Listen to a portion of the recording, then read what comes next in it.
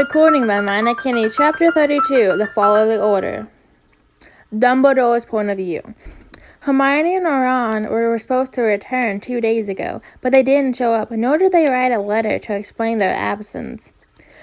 What came over these children, especially with the impetus victim with them?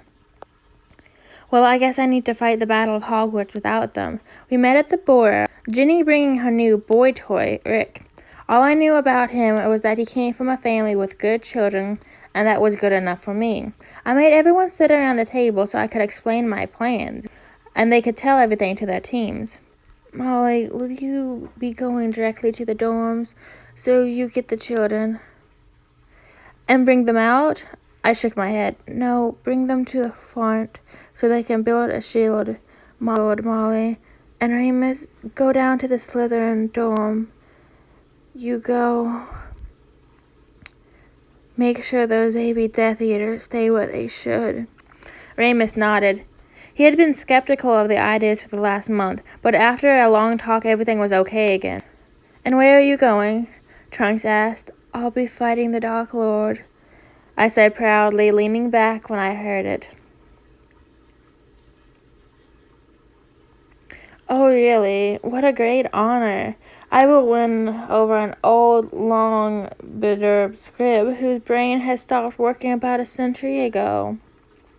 There, in the corner of the room, stood Voldemort. I jumped to my seat, wand out. Tom Reynolds stood in his corner. Look who it is, the baby maker family with a good-for-nothing son and the slut daughter. The wolf pup, the woman who will never be satisfied with her looks, and the black of the coda. He spat in our faces. How did you find us, Tom?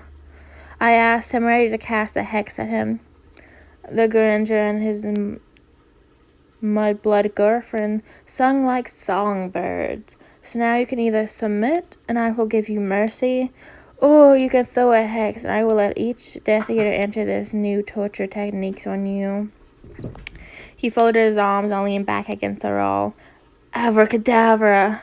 I screamed, and the green light left my wand, and it didn't even seem to faze him. The second the spell hit him, he disappeared. It's a trap! Bill screamed. Wow, boy, I didn't know. The second he said it, everything magical in the house shut down. It was completely dark when I heard the door open. A ton of people entered, but I couldn't move. A sack was pulled over my head, and I was out like a Christmas tree. When I woke up, I smelled a foul odor. I felt the hard ground underneath my back. I hopped up and checked my surroundings. It was a cell, prison bars before me. The ground was wet, and there were two others, Trunks and Remus. They had also woken up, but Remus did something I never thought of him. He scurried into the corner of the cell, pulled his feet up to his chest, and hid behind his knees. You know, Remus, you're useless. Even as a werewolf, you're more of a pup than a wolf. Trunks scolded him and gave him a hit to the shin with a foot. Then what are we gonna do? She asked me. Nothing. It came from nowhere. I heard light footsteps and a little heavier ones afterwards. They were coming in our direction. I tried to look behind the corner to see who was coming. Are you sure he won't get angry at us? The first voice asked. It sounded familiar. If he does, I will tell him no sex for a month and he will beg like a puppy. I heard the second voice, and Trunks' mouth, Snape. I nodded my head and waited to grab my wand, but it was missing. Trunks did the same. Her wand was also missing too. Are you finished? We don't have all day. I turned to the bars, seeing Snape and his child stood there. Harry had his hair in a complicated updo, and he was wearing a nice dress that would have looked good on him if he had been a girl. Cross-dressing was really disgusting. Can you stop checking me out? I heard the boy say, and I chuckled. What's so funny, Albus? You're the prisoner, not us. Severus asked, but I didn't answer him. He wasn't worth my time. I just need to find a way out of here. Then I would secure my plans again. Mother, I think we should give him an only cell. You can't put a crazy person with normal ones, Harry suggested, and my anger against him grew. He just didn't know when to shut his mouth.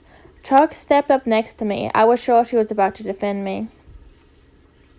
And what about me? You can't let me be here alone with a crazy person and a frightened wolf pup, she shouted at the two of them.